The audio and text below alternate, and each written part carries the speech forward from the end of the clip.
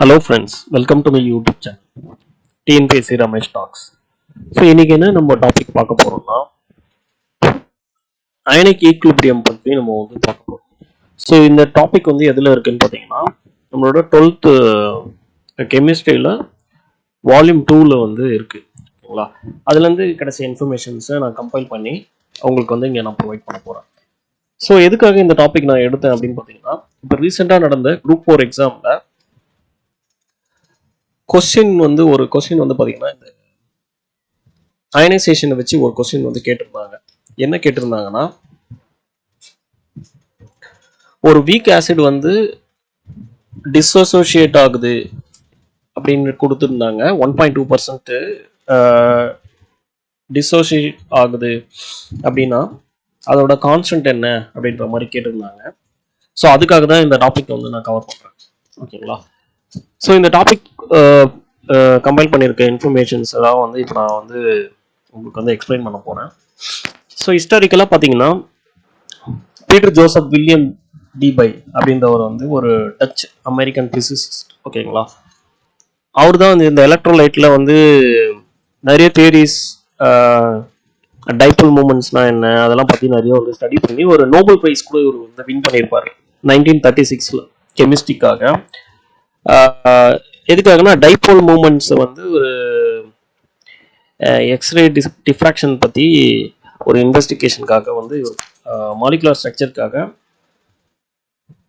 பண்ணியிருப்பாரு. அதுக்காக ஒரு நோபல் ப்ரைஸ் வந்து வாங்கியிருப்பாரு ஓகேங்களா. இந்த ஆசிட் அண்ட் பேசஸ் வந்து பார்த்தீங்கன்னா நான் இன்னொரு ஒரு வீடியோவில் நம்மளோட 6 to 10 வரைக்கும் இருக்கிற கண்டென்ட்டை வச்சு நான் ஒரு வீடியோ வந்து ரெடி பண்ணி போட போனேன். ஸோ அதுக்கு முன்னாடி இது இப்போ ரீசெண்டாக நடந்த கொஸ்டின் பேப்பரில் கேட்டதுனால நான் இந்த டாபிக் கவர் பண்ணுறேன் ஓகே. ஆசிட் அண்ட் பேஸ்க்கு வந்து பார்த்தீங்கன்னா அரினியஸ் கான்செப்ட் என்ன அப்படின்னு பார்த்தீங்கன்னா ஆசிட் அப்படின்றது என்னன்னா வாட்டர்ல வந்து அது கரையும் போது ஹைட்ரஜன் அயன்ஸை கொடுக்கும். பேஸ் அப்படின்றது என்னன்னா வாட்டர்ல கரையும் போது ஹைட்ராக்சில் அயன்ஸ் கொடுக்கும். ஸோ பேசிக்காக வந்து பார்த்தீங்கன்னா ஆசிட்ன்றது வந்து H+ அயன்ஸையும் இல்லை H3+ அயன்ஸையும் பேஸ்ன்றது வந்து பார்த்தீங்கன்னா OH- அயன்ஸையும் வந்து பார்த்தீங்கன்னா வாட்டரில் வந்து கரையும் போது கொடுக்கும் ஓகேங்களா. ஸோ தமிழில் என்ன சொல்லணும்னா பிரிகை அடைது அப்படின்னு சொல்லுவாங்க. டிசோசியேட்னா பிரிகை அடைதல் அப்படின்ற மாதிரி சொல்லுவாங்க. எக்ஸாம்பிள் வந்து ஆசிட்ல பார்த்தீங்கன்னா HCl H2SO4 எல்லாம் சொல்லலாம். பேசஸில் பார்த்தீங்கன்னா NaOH CaOH2 இதெல்லாம் வந்து சொல்லலாம். ஸோ ஒரு HCl வந்து நம்ம வாட்டரில் வந்து டிசோசியேட் ஆகும்போது என்ன கிடைக்கும் பார்த்தீங்கன்னா H+ கிடைக்கும், கூடவே வந்து பார்த்தீங்கன்னா Cl- கிடைக்கும். அதே மாதிரி CaOH2 வந்து வாட்டரில் டிசோசியேட் ஆகும்போது Ca2+ + 2OH- இதுவும் வந்து கிடைக்கும் ஓகேங்களா. ஸோ H+ அயன் வந்து பார்த்தீங்கன்னா ஒரு ஆக்வஸ் சொல்யூஷனில் இருக்கும்போது செம்மையாக ஹைட்ரேட் ஆகியிருக்கும். அதனால தான் என்ன சொல்லுவாங்கன்னா H3O+ அப்படின்ட்டு கூட டினோட் பண்ணுவாங்க நிறைய இடத்துல ஓகேங்களா. ஸோ இவரோட தியரி எப்படி பார்த்தீங்கன்னா என்னென்ன லிமிடேஷன்ஸ் இருக்குது அப்படின்னு பார்த்தீங்கன்னா ஆசிட் அண்ட் பேஸோட ரியாக்ஷன் அதோட பிஹேவியர் பற்றி அவர் அந்த அளவுக்கு எக்ஸ்பிளைன் பண்ணல. ஸோ ஒரு நான் ஆக்வஸ் இப்போ வந்து வாட்டருக்கு தான் இது சொல்லியிருக்காரு. ஒரு நான் ஆக்வஸ் சால்வெண்ட்ல வந்து எப்படி ரியாக்ட் பண்ணோம் அதோட பிஹேவியர் என்ன அப்படின்னு சொல்ல. அப்புறம் பார்த்தீங்கன்னா ஒரு பேசிக்கான ஒரு நேச்சர் இருக்கிற சப்ஸ்டன்சஸ் எக்ஸாம்பிள் பார்த்தீங்கன்னா NH3 அதெல்லாம் வந்து எப்படி வந்து ஃபங்க்ஷன் ஆகும் அப்படின்றத பற்றியும் வந்து ஒரு சொல்லலை. ஸோ இதுக்கு அடுத்து வந்து ஒரு பார்த்தீங்கன்னா லோரி பிரான்ஸ்டட் தியரி வந்து பார்த்தீங்கன்னா 1923 இதை வந்து புரோட்டான் தியரின்னு கூட சொல்லுவாங்க. அவர் என்ன சொல்லியிருந்தாருன்னா ஒரு ஆசிட் அப்படின்றது என்னன்னா ஒரு புரோட்டானை டொனேட் பண்ணும், ஒரு அனதர் சப்ஸ்டன்ஸ்க்கு புரோட்டானை டொனேட் பண்ணும், அதுதான் வந்து ஆசிட் அப்படின்னு சொல்றாரு. ஸோ புரோட்டான் டோனர் பேசிக்கா ஆசிட்ன்றது என்ன சொல்றாருன்னா புரோட்டான் டோனர்னு சொல்றாரு. அதே பேஸ்ன்றது என்ன சொல்றாருன்னா புரோட்டானை அக்செப்ட் பண்ணும், இன்னொரு சப்ஸ்டன்ஸ் வந்து அக்செப்ட் பண்ணிச்சுன்னா அதுதான் பேஸ் அப்படின்னு சொல்றாரு. இது வந்து புரோட்டான் அக்செப்டர் அப்படின்னு வந்து சொல்றாங்க. இதுல வந்து ரியாக்ஷன் எப்படி இருக்குன்னு பாத்தீங்கன்னா ஆசிடும் பேஸும் வந்து ரியாக்ட் பண்ணும்போது ஆசிட் டு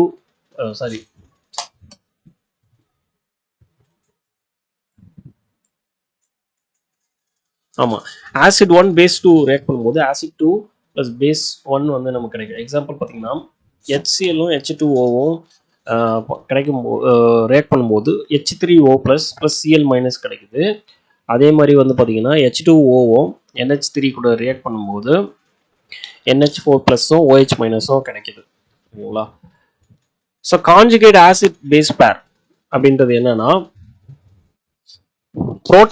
புரோட்டான் மட்டும்தான் டிஃபர் ஆகிற ஒரு கெமிக்கல் ஸ்பீசிஸ் தான் வந்து என்ன சொல்லுவாங்கன்னா பேருன்னு சொல்லுவாங்க. பேசிக்காக என்னன்னா கான்ஜுகேட் ஒன்றுத்துக்கு ஒன்று கான்ஜுகேட் பேர். இப்போ எக்ஸாம்பிள் பார்த்தீங்கன்னா HCl minus H2O H3O O plus எல்லாமே பார்த்தீங்கன்னா கான்ஜுகேட் ஆசிட் பேஸ் பேர். இதில் என்னென்ன லிமிடேஷன்ஸ் அப்படின்னு பார்த்தீங்கன்னா BF3 AlCl3 அதெல்லாம் வந்து பார்த்தீங்கன்னா புரோட்டானை வந்து டொனேட் பண்ணாது. ஸோ அது வந்து பார்த்தீங்கன்னா ஆசிட் மாதிரி ரியாக்ட் பண்ணுது அப்படின்றது தான் இதோட லிமிடேஷன்ஸ். ஓகேங்களா? ஸோ இதுக்கு அடுத்து வந்த கான்செப்ட் பார்த்தீங்கன்னா லூயிஸ் கான்செப்ட். 1923 வந்து லூயிஸ் அப்படின்றவர் வந்து இன்ட்ரடியூஸ் பண்ணாரு. அவர் என்ன சொல்லியிருந்தாருன்னா ஒரு ஸ்பீசிஸ் அதாவது ஒரு சப்ஸ்டன்ஸ் எது வந்து எலக்ட்ரான் பேர் அக்செப்ட் பண்ணுதோ அது வந்து லூயிஸ் ஆசிட்னு சொல்லுவார். ஓகேங்களா? அதே வந்து லூயிஸ் பேஸ் அப்படின்றது வந்து பார்த்தீங்கன்னா டொனேட் பண்ணும். எலக்ட்ரான் பேரை டொனேட் பண்ணிச்சுன்னா அது வந்து பேஸ், அக்செப்ட் பண்ணிச்சுன்னா ஆசிட். ஓகேங்களா? இதோட ஒரு எக்ஸாம்பிள் ரியாக்ஷன் வந்து பார்த்தீங்கன்னா BF3 + NH3 ரியாக்ட் பண்ணிச்சுன்னா நமக்கு என்ன கிடைக்கும்னா F3B அப்புறம் வந்து NH3 வந்து கிடைக்கும். ஸோ இதை வந்து லூயிஸ் ஆசிட்னு சொல்லுவாங்க. இது இந்த பக்கம் பார்த்தீங்கன்னா லூயிஸ் பேஸ்ன்னு சொல்லுவாங்க. ஸோ இதுக்கான எக்ஸாம்பிள்ஸ்லாம் வந்து பார்த்தீங்கன்னா கொடுத்துருக்கேன். எலக்ட்ரான் டிஃபிஷியன்ட் மாலிகூல்ஸ் வந்து BF3 AlCl3 அதெல்லாம் வரும். மெட்டல் அயன்ஸ் வந்து பார்த்தீங்கன்னா Fe2 plus Fe3 plus Cr3 plus Cu2 plus அதெல்லாம் வரும். ஓகேங்களா? பேஸ் எக்ஸாம்பிள்ஸ் பார்த்தீங்கன்னா ஆனயான்ஸில் வந்து பார்த்தீங்கன்னா F minus Cl minus Cn minus SCN minus இந்த ஆனயான்ஸ்லாம் வந்து பேஸ்க்கு வரும். ஓகேங்களா? ஸோ அடுத்த கான்செப்ட் வந்து பார்த்தீங்கன்னா இப்போ ஆசிட் அண்ட் பேஸோட ஸ்ட்ரென்த். ஸோ ஒரு ஸ்ட்ராங் ஆசிட் அப்படின்றது வந்து பார்த்தீங்கன்னா கம்ப்ளீட்டாக வந்து வாட்டரில் வந்து டிசோசியேட் ஆகுது. அதாவது வாட்டரில் வந்து அது பிரிகை கரெக்டாக அடையுது, முழுசாக பிரிகை அடையுது, கரையுது அப்படின்னா அதை தான் என்ன சொல்லுவாங்கன்னா ஸ்ட்ராங் ஆசிட்னு சொல்லுவாங்க. அதோட KAவோட வேல்யூ பார்த்தீங்கன்னா greater than 10 இருக்கும். அதே வீக் ஆசிட்ன்றது வந்து பார்ஷியலாக தான் வந்து தண்ணியில் வந்து கரையும். அதோட வேல்யூ பார்த்தீங்கன்னா less than 1 இருக்கும் KAவோட வேல்யூ. ஸோ ஒரு ஈக்குலிபிரியத்தில் HA ப்ளஸ் H2O வந்து எப்படி ரியாக்ட் பண்ணோம்னா H3O ப்ளஸ் ஆகும், A மைனஸ் இதுவும் வந்து கிடைக்கும். ஸோ இங்கே வந்து பார்த்தீங்கன்னா முன்னாடி சொல்லியிருந்தேன் இந்த டிஸ்அசோசியேஷன் கான்ஸ்டன்ட்னு சொல்லியிருந்தேன். அதாவது ஸ்ட்ராங் ஆசிடாக இருந்தால் greater than 10 ஆகும், வீக் ஆசிட் வந்து பார்த்தீங்கன்னா less than 1 இருக்குன்னு சொல்லியிருந்தேன். அதோட ஃபார்முலா தான் இது. K வந்து பார்த்தீங்கன்னா H3O plus into A minus divided by HA அப்படின்னு வந்து நம்ம வந்து சொல்லுவோம். இது வந்து பார்த்தீங்கன்னா டிசோசியேஷன் கான்ஸ்டன்ட்டுக்கான ஃபார்முலா. ஓகேங்களா? எக்ஸாம்பிள் பார்த்தீங்கன்னா HCl வந்து பார்த்தீங்கன்னா KOட வேல்யூ வந்து பார்த்தீங்கன்னா 2 × 10⁻⁶ ஸ்ட்ராங் ஆசிட். அதே வந்து பாருங்க ஃபார்மிக் ஆசிடுக்கு அசிடிக் ஆசிட்லாம் பாருங்க வேல்யூ பார்த்தீங்கன்னா ஃபார்மிக் வந்து 1.8 × 10⁻⁻⁴ ஆகும், அசிடிக்கு பார்த்தீங்கன்னா 1.8 × 10⁻⁵ ஆகவும் இருக்கு. இது எல்லாமே பார்த்தீங்கன்னா வீக் ஆசிட்ஸ். ஏன்னா அதோட கேவோட வேல்யூ பார்த்தீங்கன்னா ரொம்ப கம்மியாக இருக்கு. ஓகேங்களா? இப்போ வந்து இதோட கான்ஜுகேட், இப்போ வந்து எக்ஸாம்பிள் வந்து ஒரு ஸ்ட்ராங் ஆசிடோட கான்ஜுகேட் பேஸ் வந்து பார்த்தீங்கன்னா ஒரு வீக் பேஸாக தான் இருக்கும். அதே மாதிரி வந்து ஒரு வீக் ஆசிடோட கான்ஜுகேட் பேஸ் வந்து பார்த்தீங்கன்னா ஒரு ஸ்ட்ராங் பேஸாக இருக்கும். ஓகேங்களா? இது ஒரு கான்செப்ட். ஸோ வாட்டரில் வந்து அயனைசேஷன், வாட்டர் வந்து பார்த்தீங்கன்னா இப்போ அயனைசேஷன் எப்படி ஆகும் அப்படின்னு பார்த்தீங்கன்னா H3O ப்ளஸ் ஆகும், OH மைனஸ் ஆகும், வாட்டர் வந்து அயனைசேஷன் நடக்கும். ஒரு அயனிக் ப்ராடக்ட், ஒரு வாட்டரோட அயனிக் ப்ராடக்ட் வேல்யூ பார்த்தீங்கன்னா H3O ப்ளஸ் ஐயும் OH மைனஸையும் நீங்கள் மல்டிப்ளை பண்ணீங்கன்னா கிடைக்கும். ஸோ அதோட வேல்யூ பார்த்தீங்கன்னா அப்ராக்சிமேட்டாக எவ்வளோ இருக்கும்னா 1 × 10⁻⁻14 வந்து இருக்கும் அட் 25 டிகிரி செல்சியஸில். ஸோ நம்ம கீழே வந்து கொடுத்துருக்கேன் வேல்யூஸ் பார்த்தீங்கன்னா டெம்பரேச்சர் டிபெண்ட் பண்ணி KWயோட வேல்யூ வந்து எப்படிலாம் மாறுது அப்படின்றது. ஸோ 0 டிகிரி செல்சியஸில் வந்து பார்த்தீங்கன்னா 1 × 10⁻−1.14 × 10⁻−15 இருக்கு. அட் 10 டிகிரி செல்சியஸில் பாருங்க 2.95. ஓகேங்களா? அடுத்து வந்து 25ல வந்து பார்த்தீங்கன்னா 140ல வந்து 2.71 இன்ட்டு 10⁻14, 50ல 5.3 இன்ட்டு 10⁻14. ஸோ டெம்பரேச்சர் டிபெண்ட் பண்ணியிருக்கு. இந்த கேடபிள்யூ வேல்யூ பார்த்தீங்கன்னா டெம்பரேச்சரை வந்து டிபெண்ட் பண்ணியிருக்கு, especially for ionic product of water. Solution types வந்து பார்த்தீங்கன்னா நியூட்ரல் போது பார்த்தீங்கன்னா H3O+ ஓட அயன்ஸும் OH- அயன்ஸோட வேல்யூ பார்த்தீங்கன்னா ஈக்குவலாக இருக்கும். ஆவரேஜாக எவ்வளோ இருக்குன்னா 1 × 10⁻7 மோல்ஸ் அப்படின்னு இருக்கும் 25 டிகிரி செல்சியஸில். அசிடிக்காக இருந்துச்சுன்னா H3O+ வந்து அதிகமாக இருக்கும், பேஸாக இருந்துச்சுன்னா OH- வந்து அதிகமாக இருக்கும். ஓகேங்களா? ஸோ பிஹெச் ஸ்கேலுக்கு நமக்கு வந்து ஃபார்முலா என்னன்னா, பிஹெச் வந்து பார்த்தீங்கன்னா -log base 10 வந்து H3O+ இல்லை H+ கூட சொல்லுவாங்க. ஓகேங்களா? இந்த கான்செப்ட், இந்த பிஹெச் ஸ்கேல் கான்செப்ட் வந்து யார் இன்ட்ரடியூஸ் பண்ணியிருந்தா அப்படின்னு பார்த்தீங்கன்னா சோரன்சன் அப்படின்றவர் தான் இன்ட்ரடியூஸ் பண்ணாரு. இந்த பிஹெச் அப்படின்றது வந்து ஒரு பிரெஞ்சு டேர்ம் தான். பியூரிசன்ஸ் டி ஹைட்ரஜன் அப்படின்றது தான் அதோட மீனிங். அதாவது பவர் ஆஃப் ஹைட்ரஜனோட பவர் தான் வந்து பார்த்தீங்கன்னா பிஹெச் ஸ்கேல். ஸோ H3 இப்போ வந்து பார்த்தீங்கன்னா பிஹெச்க்கு வந்து நம்ம கொடுத்துருக்க மாதிரி அதுல இருந்து H3O+க்கும் நம்ம எடுக்கலாம். எப்படி எடுக்கலாம்னா 10⁻- pHன்னு போடலாம், அப்படி இல்லைன்னா ஆன்டிலாக் ஆஃப் -pH. இப்படி பண்ணீங்கன்னா நம்ம H3O+ கண்டுபிடிச்சலாம். POH வேணும் அப்படின்னா என்ன பண்ணலாம்னா -log base 10 of OH-. இப்போ எப்படி pHக்கு வந்து பார்த்தீங்கன்னா H3O+ வந்து உள்ள போட்டோமோ உள்ள இங்கே என்ன வரும்னா OH- வரும். ஓகேங்களா? POHக்கு. ஸோ ரெண்டுத்தோட ரிலேஷன்ஷிப் நமக்கு தெரியும். pHயும் POHயும் நீங்கள் ஆட் பண்ணீங்கன்னா 14 வந்து வேல்யூவாக வரும். ஓகேங்களா? அடுத்து வந்து பார்த்தீங்கன்னா ஆசிட் அப்படின்னா pHோட வேல்யூ பார்த்தீங்கன்னா <7 இருக்கும். ஓகேங்களா? அதாவது எந்த அளவுக்கு வேல்யூ கம்மியாக இருக்கோ அந்த அளவுக்கு அது அந்த சப்ஸ்டன்ஸ் வந்து ஒரு அசிடிக்காக இருக்கும். ஸோ 7ன்றது நியூட்ரல் வேல்யூ, 7ஓட அதிகமாக போச்சுன்னா பேசிக். ஸோ வேல்யூ எந்த அளவுக்கு அதிகமாக இருக்குன்னா அந்த அளவுக்கு பேசிக் சப்ஸ்டன்ஸாக இருக்கும். ஓகேங்களா? அதுக்கப்புறம் பார்த்தீங்கன்னா இப்போ டைலூட் ஆயிருக்கு, ஒரு ஆசிட் வந்து டைலூட் ஆயிருக்கு அப்படின்னும் போது <10⁻6 மோல்ஸ் வந்து இருக்கிற இது வந்து பார்த்தீங்கன்னா அதில் வந்து கான்ட்ரிபியூஷன் H3O+ வந்து பார்த்தீங்கன்னா நெக்லெக்ட் பண்ணுற அளவுக்கு வந்து இருக்காது. ஓகேங்களா? வீக் ஆசிட் வந்து எப்படி அயனைஸ் ஆகும் அப்படின்னு பார்த்தீங்கன்னா, ஸோ HAன்றது வந்து இந்த இடத்துல வீக் ஆசிட் இதை வந்து நம்ம எப்படி டினோட் பண்ணலாம்னா HN டினோட் பண்ணலாம். அது H2O கூட வந்து ரியாக்ட் பண்ணும்போது என்ன கிடைக்கும்னா H3O+ ஆகும், A- அயன்ஸ் ஆகும் வந்து டிவைட் ஆகும். டிசோசியேஷன் கான்ஸ்டன்ட் வந்து முன்னாடியே பார்த்துருப்போம். H+ × A- divided by HA. HAன்றது அந்த வீக் ஆசிடோட ரெப்ரசன்டேஷன். H+ன்றது அந்த பிரிஞ்சு போகுதுல H3O+ ஆகும், அப்படி இல்லைன்னா H+ ஆகும் நம்ம சொல்லலாம். இன்னொன்று வந்து பார்த்தீங்கன்னா A- வந்து ஆனயான். ஓகேங்களா? அடுத்து வந்து பார்த்தீங்கன்னா ஓஸ்வால்ட்டோட டைலூஷன் லா. அதில் என்ன கான்செப்ட்னா டோட்டல் மோல்ஸோட ஃப்ராக்ஷன் வந்து பார்த்தீங்கன்னா எவ்வளோ டிசோசியேட் ஆகுது ஒரு ஈக்குவிலிபிரியம்ல இருக்கு அப்படின்றது தான் வந்து பார்த்தீங்கன்னா டிகிரி ஆஃப் டிசோசியேஷன் சொல்லுவாங்க. ஆல்ஃபான்ற ஒரு சிம்பிளால டினோட் பண்ணுவாங்க. நம்பர் ஆஃப் மோல்ஸ், எவ்வளோ மோல் வந்து டிசோசியேட் ஆகுது divided by total number of moles. எவ்வளோ டிசோசியேட் ஆயிருக்கு அதை வந்து டிவைடட் பை டோட்டல் மோல்ஸ் தான் வந்து பார்த்தீங்கன்னா alpha. So for week acid இதுதான் வந்து பார்த்தீங்கன்னா நம்ம கொஸ்டின்ல வந்து கேட்டிருந்தாங்க குரூப் 4ல. ஸோ ஒரு வீக் ஆசிடுக்கு அதோட டிசோசியேஷன் கான்ஸ்டன்ட் வேல்யூ ஃபார்முலா வந்து என்னன்னா K = α² டிவைடட் பை 1 - ஆல்ஃபா. இதுதான் வந்து பார்த்தீங்கன்னா ஃபார்முலா. ஆல்ஃபான்றது நம்மளுடைய சொன்ன மாதிரி டிகிரி ஆஃப் டிசோசியேஷன், எந்த அளவுக்கு வந்து அது டிசோசியேஷன் ஆகுது அப்படின்றது தான் வந்து பார்த்தீங்கன்னா ஆல்ஃபா. ஆல்ஃபாவோட வேல்யூ பார்த்தீங்கன்னா <1 இருக்கும்போது பார்த்தீங்கன்னா KA டிசோசியேஷனோட கான்செப்ட் வந்து பார்த்தீங்கன்னா α² C. ஓகேவா? அப்போ இந்த ஆல்ஃபா மட்டும் வேணும் அப்படின்னா வச்சுக்கோங்களேன், ஆல்ஃபா இந்த சைடு வச்சுட்டு C அப்படி காமிச்சிங்கன்னா டிவைட் பை ஆகிடும். ஸோ அதுக்கு ரூட் எடுத்தீங்கன்னா ஆல்ஃபா கிடைச்சிடும். ஓகேங்களா? இதே H+ வேணும், நமக்கு வந்து H+ அயனோட வேல்யூ வந்து வேணும் அப்படின்னா அதுக்கு வந்து பார்த்தீங்கன்னா √KA × C. அது மூலமா வந்து நம்ம கண்டுபிடிச்சிடலாம். ஓகேங்களா? ஓகே, சின்றது எவ்வளோ வேல்யூ, அதாவது எவ்வளோ மோல்ஸ், அதுதான் வந்து பார்த்தீங்கன்னா சி.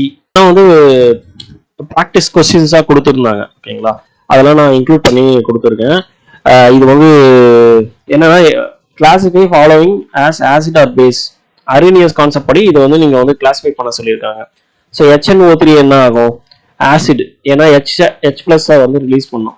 அதே BaOH2 பார்த்தீங்கன்னா OH அயன்ஸ் ரிலீஸ் பண்ணாதான் ஒரு பேஸ். அது H3PO பிளஸ்ல பார்த்தீங்கன்னா ஆசிட், ஏன்னா H பிளஸ் ரிலீஸ் பண்ணும். CH3COHல வந்து பார்த்தீங்கன்னா அதுவும் வந்து பார்த்தீங்கன்னா ஒரு ஆசிட், ஏன்னா H பிளஸ் அயன்ஸ் வந்து ரிலீஸ் பண்ணும். ஓகேங்களா. செகண்ட் கொஸ்டின்ல வந்து என்ன கேட்டிருக்காங்கன்னா பேலன்ஸ்டு ஈக்குவேஷன் வந்து கேட்டிருக்காங்க. அதுக்கப்புறம் அதோட காஞ்சுகேட் வந்து என்ன அப்படின்ற மாதிரியும் கேட்டிருக்காங்க. ஸோ இப்போ NH4ன்னு எடுத்துக்கிட்டா NH4 வந்து H2O கூட ரியாக்ட் பண்ணும்போது என்ன கிடைக்குதுன்னா NH3 கிடைக்கும், பிளஸ் H3O பிளஸ் அயன்ஸே வந்து. இதுக்கான காஞ்சுகேட் பேர் வந்து பார்த்தீங்கன்னா NH4க்கு வந்து NH3. ஓகேங்களா. அதே மாதிரி H3O பிளஸ்க்கு வந்து பார்த்தீங்கன்னா H2O. ஸோ இதுக்கான அடுத்த 2 ஈக்குவேஷனும் வந்து அதே எக்ஸாம்பிள் தான். அடுத்ததுல வந்து என்ன கேட்டிருக்காங்கன்னா லூயிஸ் ஆசிடும் அப்புறம் வந்து பார்த்தீங்கன்னா பேஸ் என்னன்னு கேட்டிருக்காங்க. ஸோ எலக்ட்ரான் அக்செப்ட் பண்ணிச்சுன்னா அது வந்து லூயிஸ் ஆசிட். பேஸ், அதாவது எலக்ட்ரானை டொனேட் பண்ணிச்சுன்னா லூயிஸ் பேஸ். ஓகேங்களா. ஸோ CO2 வந்து பார்த்தீங்கன்னா லூயிஸ் ஆசிட் வரும், CaO வந்து பார்த்தீங்கன்னா லூயிஸ் பேஸ், AlCl3 வந்து பார்த்தீங்கன்னா லூயிஸ் ஆசிட். அதே மாதிரி CH3OCH3 வந்து பார்த்தீங்கன்னா லூயிஸ் பேஸ். ஓகேங்களா. அடுத்த கொஸ்டின் H3PO3 வந்து பார்த்தீங்கன்னா ஹைட்ராக்சைடு அயனை வந்து வாட்டர்ல இருந்து அக்செப்ட் பண்ணுது. ஸோ அதோட நேச்சர் என்ன அப்படின்றத வந்து லூயிஸ் கான்செப்ட் வச்சு நம்ம கண்டுபிடிக்கணும். ஸோ H3PO3 அப்படின்றது வந்து பார்த்தீங்கன்னா ஒரு லூயிஸ் ஆசிட், ஏன்னா ஒரு எலக்ட்ரான் பேரை வந்து இது வந்து அக்செப்ட் பண்ணுது. ஓகேங்களா. அடுத்த கொஸ்டின்லாம் வந்து பார்த்தீங்கன்னா KW கொடுத்துருக்காங்க. ஸோ H3O பிளஸையும் OH மைனஸும் கேட்குறாங்க. ஸோ அதுக்கான ரிலேஷன் என்னன்னா KW ஈக்குவல் டு என்னன்னா H3O plus into OH minus. ஓகேங்களா. ஸோ H3O பிளஸ் வந்து இந்த பக்கம் வச்சுட்டு மீதி எல்லாத்தையும் அந்த பக்கம் அமைச்சிங்கன்னா என்ன கிடைக்குதுன்னா 2 × 10⁻⁷ கிடைக்குது. அதே மாதிரி வந்து பார்த்தீங்கன்னா OH மைனஸ்க்கும் வந்து பார்த்தீங்கன்னா 2 × 10⁻⁷ மோல்ஸ் கிடைக்குது. ஓகேங்களா. ஸோ இந்த கொஸ்டின்ஸ்லாம் அப்படியே நீங்கள் வந்து கோத்ரூ பண்ணி பார்த்துக்கலாம். ஓகே.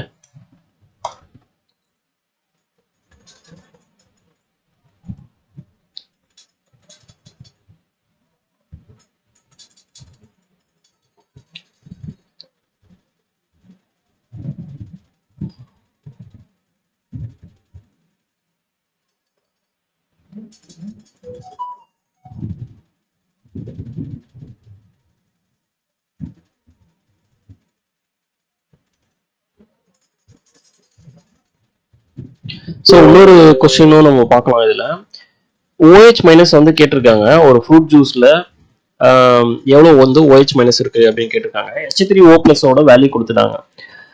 அதோட வேல்யூ வந்து பார்த்தீங்கன்னா 2 × 10⁻³ மோல்ஸ் வந்து இருக்கு. ஸோ நமக்கு தெரியும் KW ஈக்குவல் டு என்னன்னா H3O plus into OH minus. ஓகேங்களா. நமக்கு என்ன வேணும்? OH மைனஸ் வேணும். ஸோ OH மைனஸ் இன்சைட் வச்சுட்டு H3O பிளஸ் அப்படிங்க அனுப்புகிறோம். அனுப்பும்போது நம்ம என்ன கிடைக்கும்னா KW வந்து பார்த்தீங்கன்னா அதோட வேல்யூ நமக்கு KWன்றது ஒன்றும் கிடையாது, வாட்டரோட வேல்யூ நம்ம முன்னாடியே பார்த்துருப்போம். 1 × 10⁻14.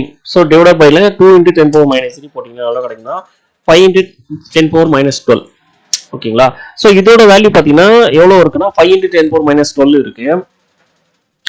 அதில் வந்து பார்த்தீங்கன்னா 2 × 10⁻³ இருக்கு. ஸோ H3 பிளஸ் வேல்யூ தான் வந்து பார்த்தீங்கன்னா OH மைனஸ் வேல்யூட வந்து அதிகமாக இருக்கு. அதனால இது வந்து பார்த்தீங்கன்னா ஒரு அசிடிக். ஓகேங்களா. இன்னொரு சம் பார்ப்போம். ஸோ இதில் 8.4 பாருங்க. ஆக்சுவலாக இதை தான் நம்ம வந்து இப்போ நடந்த எக்ஸாம்பிள் வந்து கேட்டிருந்தாங்க. ஸோ ஃபைண்ட் KAன்றது என்னன்னா டிசோசியேஷன் கான்ஸ்டன்ட். ஒரு 0.1 மோல் வீக் ஆசிடுக்கு எவ்வளோ இருக்குன்னா டிசோசியேஷன் வந்து 1.2% வந்து இருக்கு. நமக்கு தெரியும் KAவோட ஃபார்முலா வந்து என்னன்னா α²C. ஓகேங்களா. ஸோ ஆல்ஃபாவோட வேல்யூ வந்து எவ்வளோனா 1.2%. ஸோ பர்சன்டேஜில் வந்து எழுதும்போது அப்போ என்ன 1.2 டிவைட் பை 100. ஸோ 0.012 வரும் ஆல்ஃபாவோட வேல்யூ. ஸோ α² என்னும்போது 0.012² இன்ட்டு சியோட வேல்யூ பார்த்தீங்கன்னா எவ்வளோனா 0.1 மோல். ஸோ எவ்வளோ வந்து அந்த ஆசிட் வந்து இருக்கு அப்படின்றது. ஸோ இது போட்டிங்கன்னா எவ்வளோ வரும்னா 1.44 இன்ட்டு 10⁻⁻5. ஓகேங்களா? ஸோ இந்த வேல்யூ வந்து இதில் இப்படி தான் நமக்கு வந்து கிடைச்சிது. ஓகே.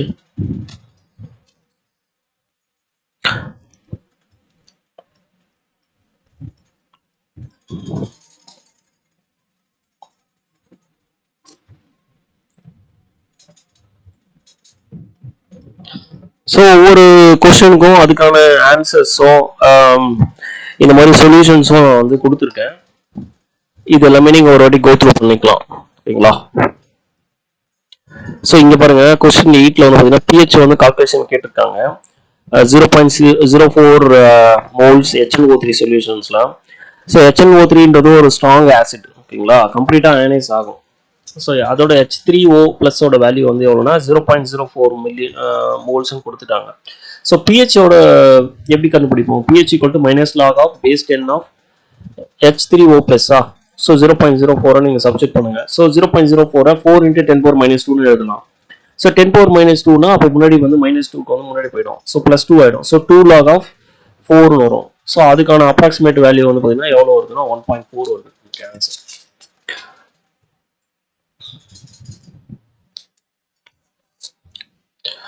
ஸோ அயனிக் ப்ராடக்ட் வந்து கேட்டிருக்காங்க. வாட்டரோட அயனிக் ப்ராடக்ட் என்ன அப்படின்ற மாதிரி கேட்டிருக்காங்க. ஸோ KW ஈக்குவல் என்ன வரும்? H3O plus into OH minus at 25 degree Celsiusல. ஸோ KW வேல்யூ வந்து பார்த்தீங்கன்னா 1.0 into 10⁻⁻14. இந்த வேல்யூ வந்து பார்த்தீங்கன்னா நிறைய இடத்துல உங்களுக்கு யூஸ்ஃபுல்லாக இருக்கும். அதனால இது வந்து கொஞ்சம் நீங்கள் மெமரைஸ் பண்ணிக்கோங்க.